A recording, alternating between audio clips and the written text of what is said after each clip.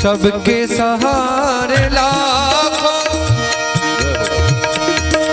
मुझे आपका सहारा, सबके सहारे लाखों, मुझे आपका सहारा, सबके सहारे लाखों, मुझे आपका सहारा, मुझे आपका सहारा। दानी ने दान दे आवाज, दानी ने दान देकर चमका लिया सितारा, दानी ने दान देकर चमका लिया सितारा, सबके सहारे लाखों।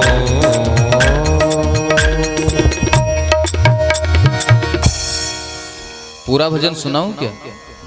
नहीं, कल। और इंतजार करो तो इंतजार का फल मीठा होता है। क्यों? और कल सुनेंगे। कथा भी तो सुनिए, नहीं बाद में कहेंगे महाराज जी कथा ही नहीं सुना। सुनाओ तो भी गाली, नहीं सुनाओ तो भी गाली। बोलो राधे राधे।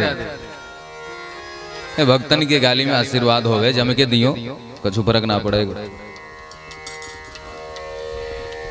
राजा बलि को भगवान सूतल लोक देते हैं।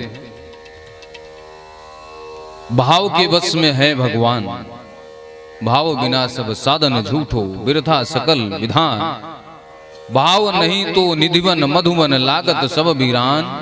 भाव होय तो जित देखूं तित दीखत सुंदर श्याम। भाव नहीं तो हर मंदिर में दीखत बस पाषाण। भाव होय तो पाषाणों में प्रकट हो ही भगवान। बोलो वामन जी महाराज की जय हो। राम कृष्ण दो एक हैं, अंतर नहीं निमें। एक के नयन गंभीर हैं, एक के चपल विशेष। अभी दैत्य और देवता के वंशों की हम लोग कथा सुन रहे थे। अब हम लोग सूर्य वंश में प्रवेश करेंगे। इसके बाद चंद्रवंश कृष्ण की कथा आएगी। सूर्य वंश में अनेक राजा हुए, जिसमें भगीरथ जी महाराज गंगा जी को लेकर के आए और हरिश्चंद्र, राजा हरिश्चंद्र की कथा कौन नहीं जाता, जो सत्य के लिए अपने आप को बेच दिया। दिलीप हुए, अज हुए, अज के बाद दशरथ हुए। दशरथ से राम, लक्ष्मण, भरत, शत्रुघ्न।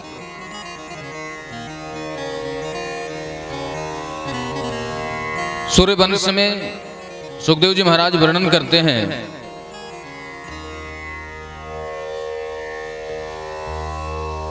महाराज दशरथ का मतलब होता है जिनकी रथ दसों दिशाओं में बिना रोके हुए विचरण करे। या दूसरा, जिसको अपनी दसों इंद्रियों पे काबू है, वह दशरथ कहला सकता है।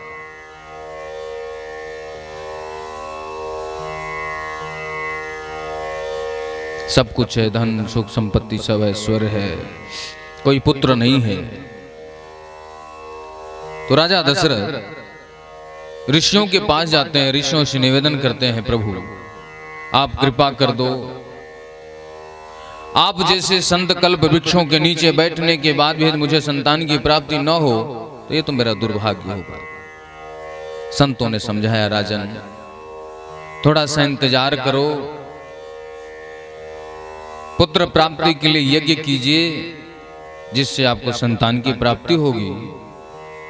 महाराज दशरथ ने यज्ञ किया, अनुष्ठान किया।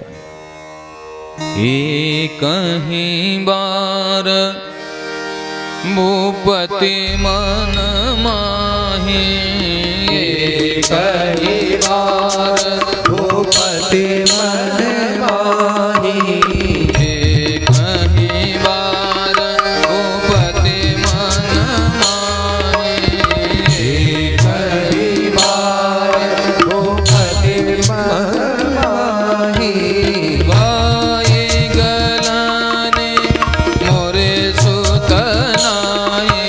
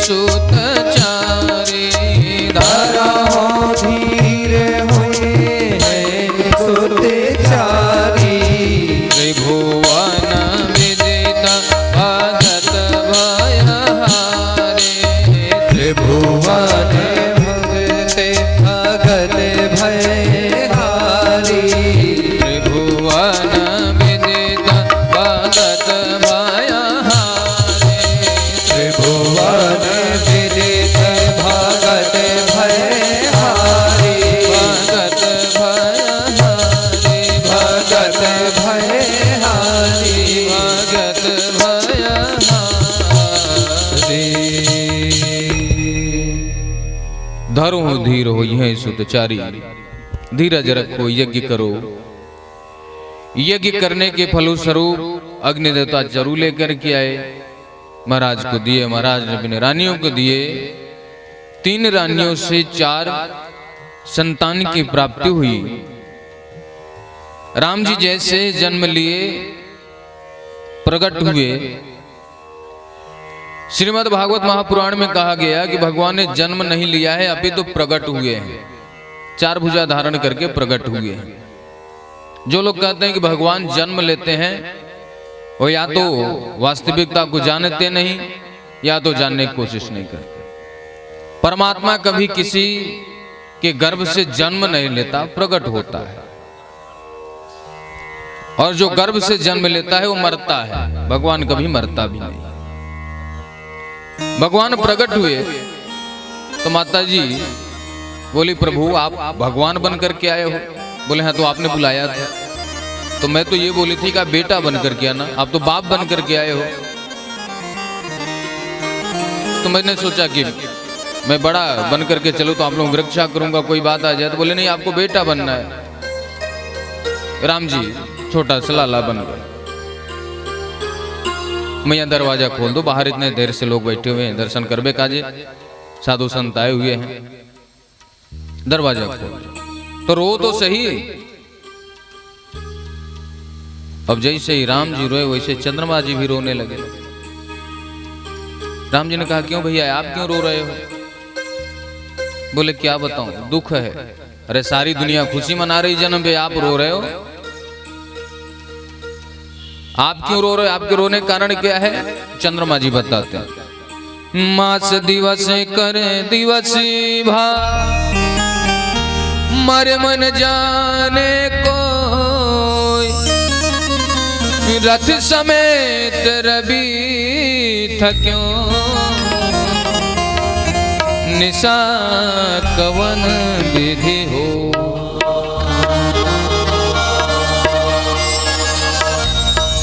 ये भगवान सूर्य अपने रथ को लेकर के एक दिन 6 महीने का बना दिए, खड़े हो गए हैं। ये जाते नहीं, रात्रि नहीं आएगी तो मैं कैसे आऊंगा? मैं नहीं आऊंगा तो आपको दर्शन कैसे करूंगा? बोले चुप करो, इतनी छोटी छोटी बात पे नहीं रोते। अभी इनको दर्शन कर लेने दो, द्वापर में आऊंगा तो तुम्हारे समय में आ जाऊंगा। तो द्वापर में कन्हैया आया तो 12 बजे रात में आया। अब की बार सूर्य देवता रो रहे हैं बैठ करके। तो बोले भाई हमेशा थोड़ी सुख मिलेगा, कभी दुख भी तो उठाना पड़ेगा। राम जी बोले मैं अब दरवाजा खोल दो। बोले नाथ बाबा जोगी बनकर गया है, दर्शन कर बेकार। दरवाजा खोल। पर वो तो सही, राम जी रोते। अभी माता जी को भगवान दिखाई दे रहे हैं। ध्यान देना बात के ऊपर। गोस्वामी तुलसीदास जी लिखते हैं, सुनी बचन सुजाना, रोदन ठाना। मैया बोली रोने के लिए, फिर राम जी रोते हैं। और जैसे ही रोते हैं सोमति डोली, माता अपनी बोली सोमति डोली। मति किसकी डोली? माता की। अभी 2 मिनट पहले भगवान दिखाई दे रहे थे, अब छोटे से बालक दिखाई दे रहे। अब चुप करा रहे हैं गोद में, अरे बेटा चुप है जा, अरे लाला चुप है जा। भगवान ने लीला कर दिया, नामकरण संस्कार हो रहा है। राजा दशरथ के पास सूचना पहुंची, महाराज आपको 4 संतानों की प्राप्ति हुई है। और जैसे सुने तो महाराज समाधि में चले गए 5 मिनट के लिए। आंखें खुली तो अपने गले का हार उतार करके दासी को दिए। दासी ने पूछी, महाराज 5 मिनट के लिए आप कहां गए थे? बोले ब्रह्मानंद समान, ब्रह्म का जो आनंद है उसकी अनुभूति कर रहा था। वो लोग कहते हैं मैं भक्ति करता। जो भक्त होता है, जो भगवान की भक्ति में लीन हो जाता है, वह बोल नहीं सकता, गूंगा हो जाता है। वाणी रहते हुए भी मुंह सुन नहीं सकता, बधिर हो जाता है। श्रवण होते भी उसका आवाज सुनाई नहीं देती। आंख होते हुए भी उसको दिखाई नहीं देता, पैर होते हुए भी चल नहीं सकता। अर्थात जिस समय परमात्मा की भक्ति में व्यक्ति जाता है या उसकी अनुभूति करता है, अपने आप को भूल जाता है। जो अपने आप को जान रहा है कि मैं हूं, वो भक्ति नहीं है। वो तो बस ठीक है, चल रहा है, फॉर्मेलिटी चल रही है। इसलिए प्रयास करना, जब भी गोविंद के लिए बैठो, राम जी के लिए बैठो, तो उस समय आप और राम के अलावा, कृष्ण के अलावा कोई तीसरा व्यक्ति बीच में न आए। क्यों नहीं आपका कुछ भी नुकसान हो जाए, आपका घर वाला आ जाए, बाहर वाला आ जाए, कोई मतलब नहीं, 1 मिनट बैठो, लेकिन उस समय तीसरा बंदा नहीं आना चाहिए। और ऐसे ध्यान करो कि आपकी आंखों से आंसू आ जाए, आपके हृदय का स्पंदन तेज हो जाए, आपके शरीर के रोंगटे खड़े हो जाए, तो समझ लेना कि अब मैं भक्ति की तरफ अग्रसर हो रहा हूं। और ऐसा नहीं हुआ तो समझना भी चल रही है व्यवस्था। अभी जो मिलना चाहिए वो नहीं मिला है। राजा दशरथ भूल गए कि मैं कौन हूं। 5 मिनट तक समाधि लग गई। किसी ने पूछा कौन सा आनंद आया है?